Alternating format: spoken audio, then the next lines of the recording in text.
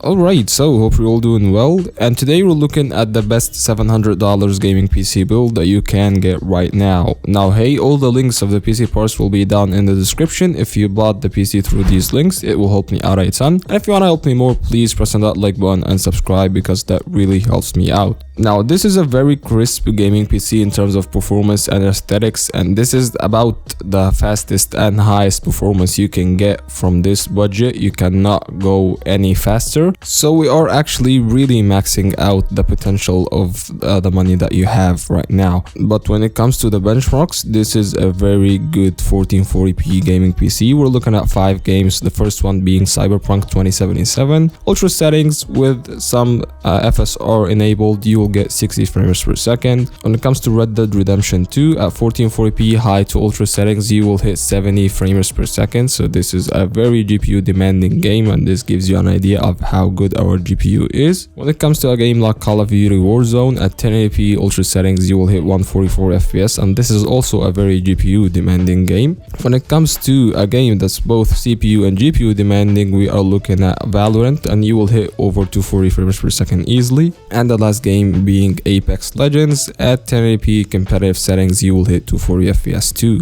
And the CPU, we're looking at the AMD Ryzen 5 5600, and if you don't know, the AM4 platform is one of the best gaming platforms. Yeah, the Ryzen 7000 series have dropped and the Intel 13th gen will drop soon, but this really doesn't change how good this CPU is. This one goes for $160 on Amazon, and there is a deal right now on Newegg for $130. So a very great CPU, a 6-core 12-threaded CPU that I have myself. You know, it will not bottleneck our GPU. You can do streaming with it, you can do video editing, you can do any type of gaming on it, so it really gets the job done, and this is one of the best value for money CPUs that you can get right now. And for the board, we're looking at the MSI A520M-A Pro, so it really gets the job done, and I have one myself. I have a B450M-DS3H, and it runs me pretty fine. Now the RAM, and this is where we really things are looking so good. We're looking at 32GB of DDR4 RAM from Teen Group to 16 gigs. Yeah, some of you might think that 32GB seems overkill, but RAM is pretty cheap right now. I suggest you utilize that. I have 32 gigs myself and I'm having really great experience. But anyways, 16 gigs is still a good way to go if this PC would cost you $700. While the SSD, we're looking at a 1TB M.2 SSD, PCIe Gen 3 actually, and this one goes for $57.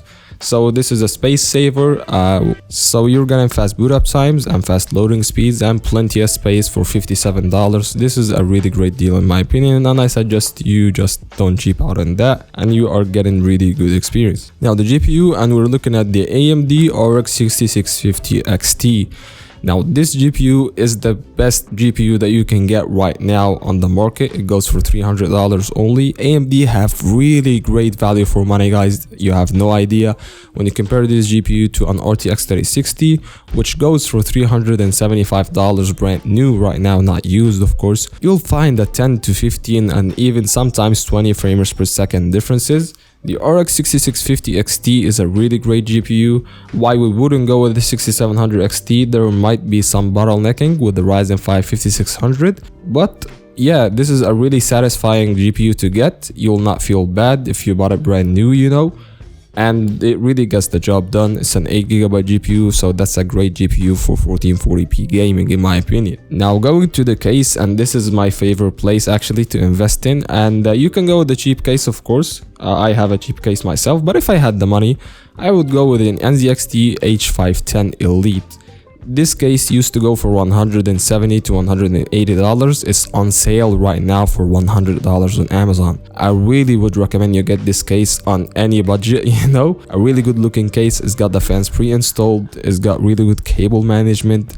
It looks so good in black. This is one of the few times where I like black over white for a case.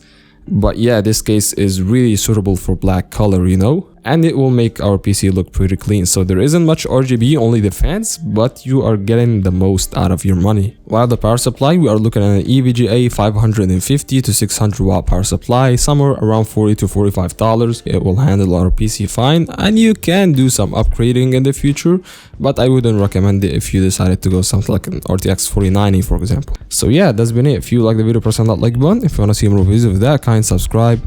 I'll see you in the next one. Peace.